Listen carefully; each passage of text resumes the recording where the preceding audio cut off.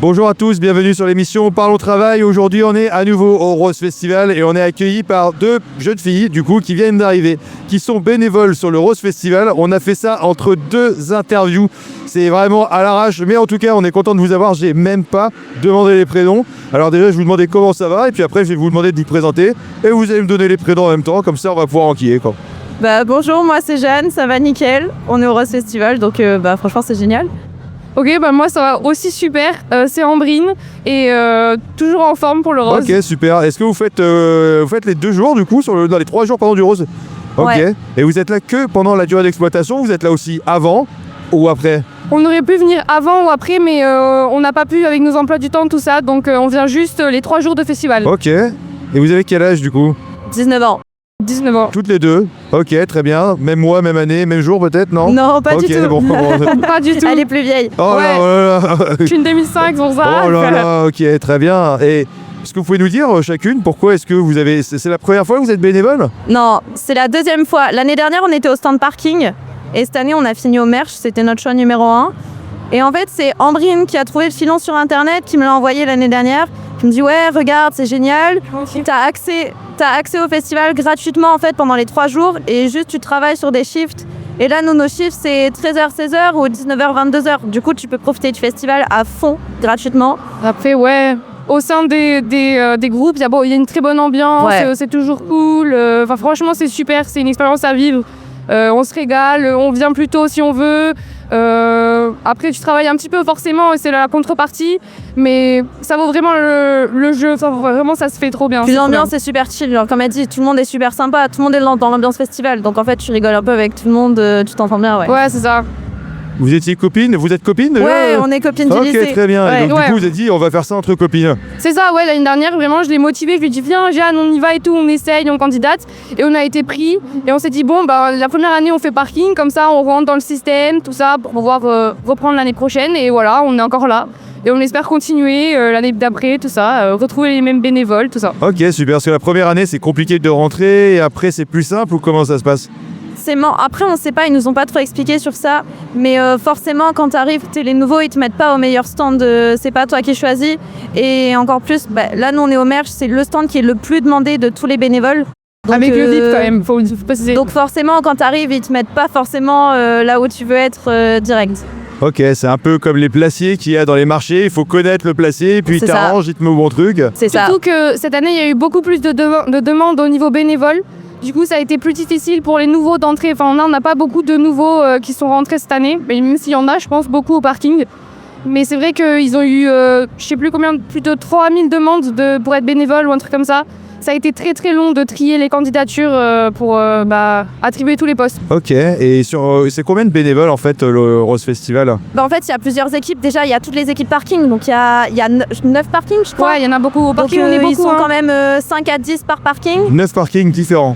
C'est énorme. le stand parking, c'est vraiment le parking, c'est là où il y a le plus de bénévoles. C'est là où ça demande le plus de bénévoles, le plus de temps, et c'est assez compliqué à gérer parce que les gens ils ont envie de venir, mais pour tout bien régler les parkings et tout ça, c'est difficile aussi. L'année dernière, il y en avait qui étaient vraiment pas contents, mais on fait ce qu'on peut, on est là. Puis après, tu as 2 stands merch. Il y a tous les stands VIP, les stands backstage, et tu as ceux qui gèrent les bénévoles. Tu as ceux qui gèrent les bénévoles aussi d'en dessous. Donc c'est un système un peu par hiérarchie. Et il y a aussi tous ceux qu'on voit pas, par exemple la brigade verte qui nettoie, qui passe à toutes les heures de la journée. Le matin, ils viennent plus tôt. Il y a aussi ceux qui aident les PMR, tout ça, c'est les personnes handicapées, ils s'en occupent. Franchement, il y en a partout, dans tous les endroits du Rose, du festival. Il y a vraiment des bénévoles qui sont là pour vous aider, pour répondre, pour faire de la prévention aussi. Et c'est toujours c'est une grosse équipe. Et je pense que ça contribue beaucoup à ce que le Rose se déroule bien, quoi. Très bien, il y a 2 mots que vous avez donnés que peut-être nos auditeurs ne connaissent pas. Alors, même si on a un peu compris, merch, on ne sait pas ce que c'est. Et shift, du coup, c'est-à-dire? Le merch, c'est tout ce qui est la vente de casquettes, de t-shirts, vraiment tous les produits à l'effigie du Rose Festival. Et les shifts, nous, c'est ce qu'on appelle, c'est nos plages horaires, en fait. Voilà, donc quand on dit on change de shift, on change de plage horaire. Ok. Et au niveau de la préparation, comment ça se passe? Vous avez un briefing quand vous arrivez la veille ou quelque chose comme ça? Est-ce qu'on vous transmet de la documentation? Est-ce que vous avez des calls, avec des entretiens peut-être avec les différents... comment ça se passe? On n'a pas trop de calls. Si, on a des réunions quand même. Ouais, on a des réunions sur Teams, mais elles sont pas obligatoires. Mais après, on est tous dans un groupe WhatsApp. Donc en fait, toutes les infos elles circulent par WhatsApp. Donc ça, c'est bien. Et après, c'est surtout quand on arrive sur le festival, on rencontre les supérieurs. Et du coup, ils nous briefent un peu sur comment faut faire. Après, ça vient naturellement, honnêtement. Si, il y a quand même des réunions en amont. L'année dernière, on l'avait fait. On avait une réunion qui nous expliquait tout ce qui est pour l'arrivée, qu'est-ce qu'il faut, les bracelets, les accès. Et après, le jeudi soir aussi, d'avant le festival, il y a une meeting, si vous voulez, ça s'appelle l'avant-partie, un truc comme ça.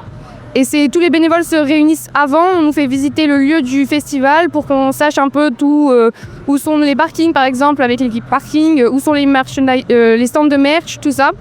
Et après, on est quand même guidé par nos supérieurs, les bénéroses, qui nous guident, qui restent avec nous tout le temps. Et il y a aussi du staff qui passe pour vérifier que tout se passe bien. Et ils envoient beaucoup de mails de récap avant le festival, donc qui récapent vraiment tout ce qu'il faut, les accréditations, les QR codes, les horaires, comment ça fonctionne, les événements, donc non, c'est vraiment bien. On t'arrête 2 secondes pour te parler d'Actual Group, acteur majeur du travail et de l'emploi en France.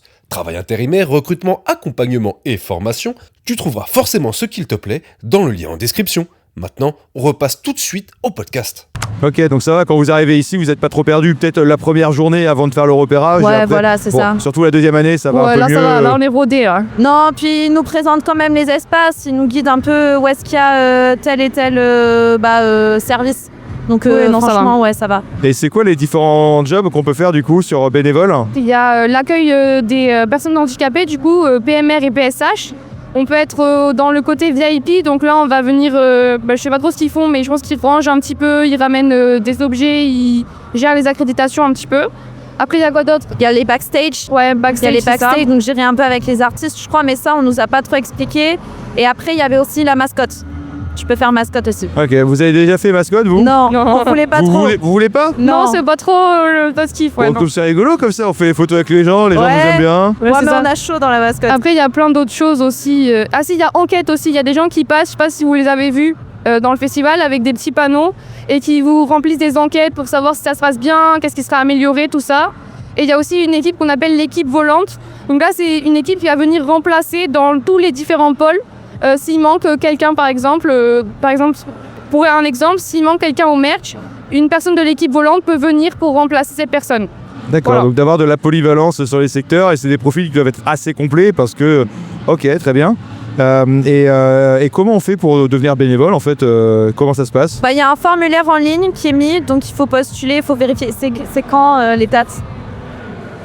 Souvent ça commence en mai, début mai. Ouais. Donc là il y a tout un formulaire, il faut renseigner ses coordonnées, ce qu'on fait dans la vie quand même, ce qu'on fait, les études, si on fait des études, si on travaille, si on a des compétences particulières, par exemple le permis ou autre chose.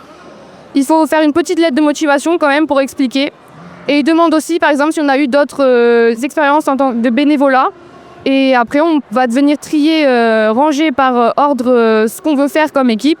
Et après voilà, on postule et on attend. C'est un peu comme admission post-bac, on met des souhaits en fait sur ce qu'on veut faire et ils essayent de les respecter au mieux. C'est exactement. Ok, très bien. Et cette année, choix numéro 1, c'est fait, donc 100%.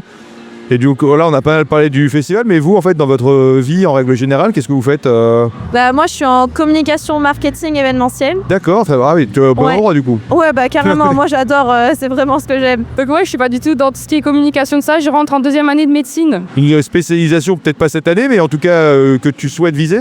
Ouais, j'ai pas trop d'idées encore, mais je me tournerai bien vers de la pédiatrie, tout ce qui est avec les enfants. Mais je sais pas trop, je me dis, je vais me laisser guider avec les stages, la cardiologie, ça m'intéresse aussi, il y a plein de trucs quoi. Toi du coup, sur ton CV, je pense de dire que tu as fait bénévole, ça peut être un vrai plus pour trouver une boîte après Encore plus sur Toulouse, puis même ici, on fait du contact aussi un peu avec les gens. C'est vrai que c'est toujours important aussi de garder le contact, donc c'est bien. Et demain, Ambrine, peut-être que toi aussi, tu seras dans l'événementiel grâce à cette expérience-là, dans un groupe pharmaceutique, voilà, qu'on ne citera pas, mais en tout cas, il y en a plein et des très bons en France, donc peut-être directrice événementielle, voilà. On verra bien, quand même, le but c'est de pratiquer la médecine, mais on verra bien ce que l'avenir me réservera. Très bien. Et l'idée, c'est quoi? C'est de retourner bénévole encore l'année prochaine sur le Rose Festival? Ouais. Voilà, on refait le match l'année prochaine ou on va sur un autre truc? Si on peut faire le merch, c'est bien parce que t'es quand même dans le festival, donc t'entends tout, tu vois tout, c'est bien. Donc je vous propose, on peut regarder la caméra 2 s'il vous plaît, et puis vous pouvez demander aux Ambrine et Jeanne, Jeanne c'est ça? Très bien, de regarder la caméra 2 et de dire l'année prochaine, au Rose 2026, on veut aller au merch. L'année prochaine, au Rose 2026, on veut être au merch. C'est un flop, c'est un flop. Allez, donnez-moi 2-3 bonnes raisons d'être bénévole l'année prochaine au Rose Festival. C'est hyper fun. Vous avez accès au festival On travaille, mais c'est quand même hyper cool, super équipe, super ambiance. et les gens sont trop sympas. Ouais, c'est trop bien. Et le Rose, c'est le meilleur festival de France, donc que dire de plus. Vous êtes à Toulouse. Super, et vous faites des rencontres, des amis, etc. et tout sur le... On en retrouve, d'année on en a retrouvé, ouais. C'est vrai? Ouais, Vous, c'est cool. l'année dernière, vous retrouvez que cette année sur le Rose. Ouais, exactement. Extraordinaire, super. Bah écoutez, moi j'ai été ravi. Sauf s'il y avait d'autres choses, une dernière chose à dire aux personnes qui nous regardent, mais... Exactement, vive le festival et vive Toulouse. Merci beaucoup de nous avoir suivis sur cette émission. C'était Parlons Travail avec Ambrine et Jeanne qui sont bénévoles au Rose Festival de la saison 2025. On se donne rendez-vous très bientôt dans une prochaine émission. Excellente journée.